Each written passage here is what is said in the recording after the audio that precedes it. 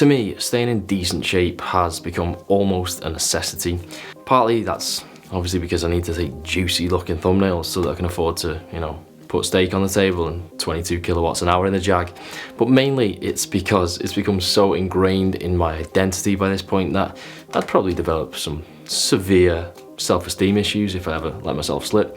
Anyway, the silver lining to my idiosyncrasies is that I have become particularly good at maintaining a decent level of muscle mass and relative leanness. So today, in this video, I want to go through some of the things that I do that help to make staying in shape much easier over the long term.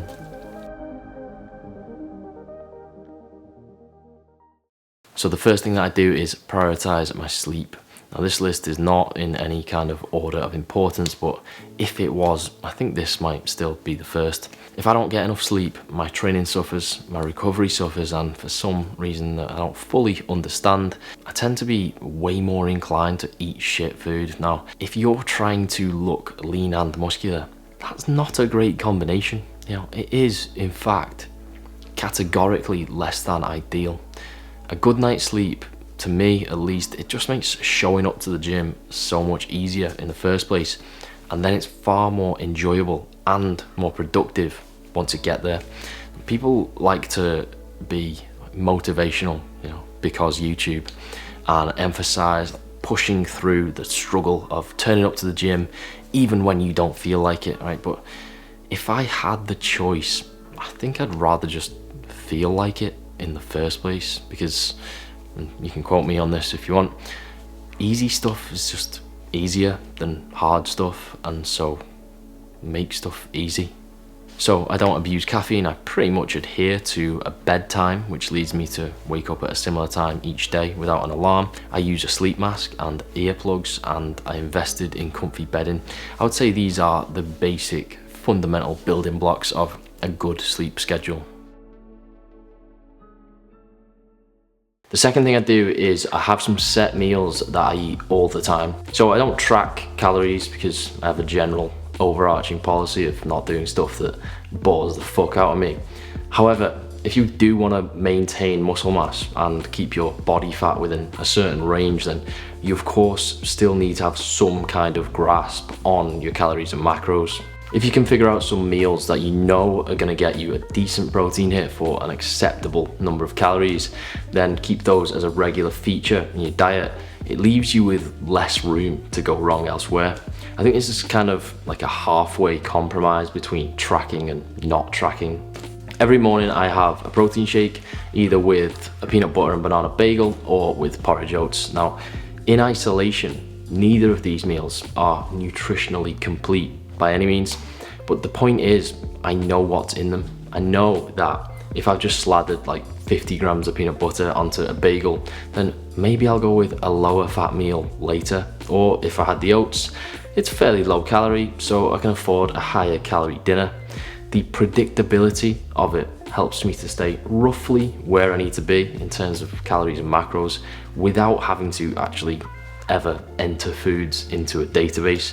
Now this might just sound like I'm keeping track of calories and macros in my head, but it doesn't really feel like any kind of mental energy whatsoever, because really I'm just looking at things and going, yeah, decent protein, on the low side, high protein, etc. It takes zero mental bandwidth. The third thing is planning for going off plan. Now, of course, there are times in life when you're not going to strictly adhere to your training and diet regimen, right? Christmas, birthdays, holidays, etc. Now, the thing about my birthday is it's the same date every year, and armed with such knowledge, I'm able to plan for these things, right? So I am going to be eating like a maniac over these periods. That's non-negotiable, right? But instead of doing that, maybe gaining a couple of pounds and then repenting for my sins afterwards and spending a week strapped to the treadmill, I'll just split the workload, right? I'll start hitting a bit of extra cardio in the lead up and just taper my eating ever so slightly, maybe trim down like a couple of pounds. And then I've got a bit of a buffer going into these things and less catching up to do when they're over. So what looks like maintaining leanness is really just imperceptible fluctuations that never stray too far from the mean. Also make sure that I'm really consistent with my lifting in the lead up, so that if I do train less often for a week or two, then it was a break that I was ready for and needed, and usually one that I feel does me good. This is really basic stuff, but it is particularly pertinent if you don't track calories. You've just got to be honest with yourself and balance your laziness with some work and your gluttony with some restraint. Another thing I do is base my diet on unprocessed whole foods. Now, obviously, you don't have to entirely avoid anything that has undergone any kind of processing, right? But if the majority of your diet is made up from things like fruit and veg, unprocessed meats, whole eggs, fish, grains, cereals, etc., then you'll probably find it pretty hard to actually gain much body fat, at least if you're active and lifting regularly anyway. Personally, I don't avoid things like white rice and pasta because, let's face it, white rice is just way nicer, and I don't have like a spare 6 months to wait for brown rice to cook. And I don't think you have to be extreme about it. But obviously there are degrees of processing, and if you subsist entirely off, pot noodles and turkey dinosaurs, then A, it's gonna take a lot more calories to satiate you, and B, you'll enter this like weird metaphorical vortex where the more shit you eat, the more shit you crave. Again, the key concept here is just to make things easy for yourself, right? My diet isn't entirely squeaky clean, right? Because at some point, I think there's a cost benefit analysis where I think maybe sticking to a 100% unprocessed whole foods diet might actually take more effort than it's worth, right? And that point might be different for you than it is for me. The fifth thing is training to gain muscle. Now, I don't eat as if I'm bulking per se, hence I'm not really making any significant gains in terms of muscle mass or any gains whatsoever. But that doesn't mean that I don't train as if I'm trying to build muscle. For all intents and purposes, I do. That means hitting my weekly volume, maintaining a good training frequency, and where possible, still trying to apply progressive overload. Emphasis on trying because, of course, without maintaining a consistent calorie surplus, and at this point in my lifting career, my progress is slow and there are many plateaus to negotiate. But this way, at least I know that the only thing really holding me back from gaining muscle is my own unwillingness to eat more. And that way, if I ever do overeat, at least I know that those calories will probably go to some good use. Now, there are some fringe cases where somebody cutting might want to reduce the training volume, if the recovery is somehow compromised one way or another. And there are some studies that indicate that we can probably get away with reducing our training volume, at least for a period, without losing much muscle.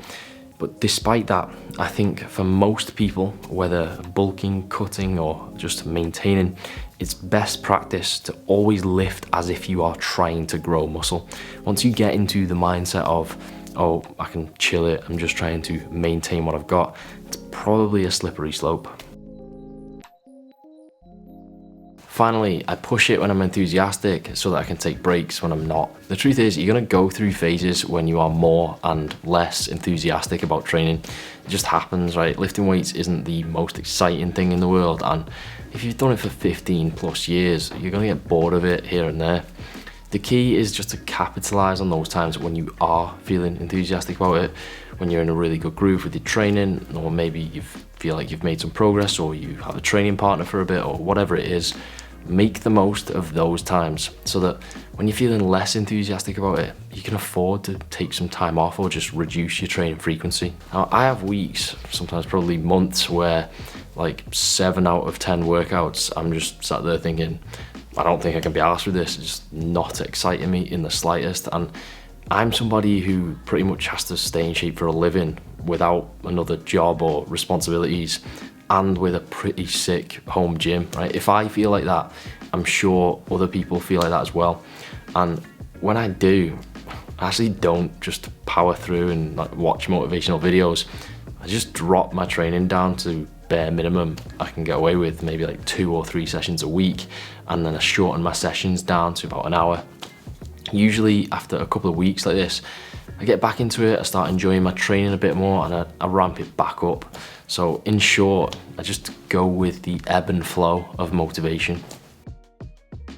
Ultimately, I think if you can be mindful of these things, then getting in shape, staying in shape, building muscle, losing fat, whatever it is, will be much easier. And I do understand that people can actually really thrive on the difficulty of any physical pursuit, really.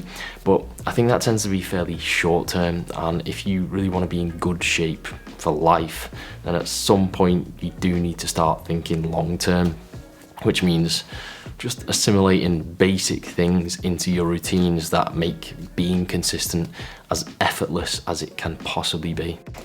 Jordy Lenny is my hero.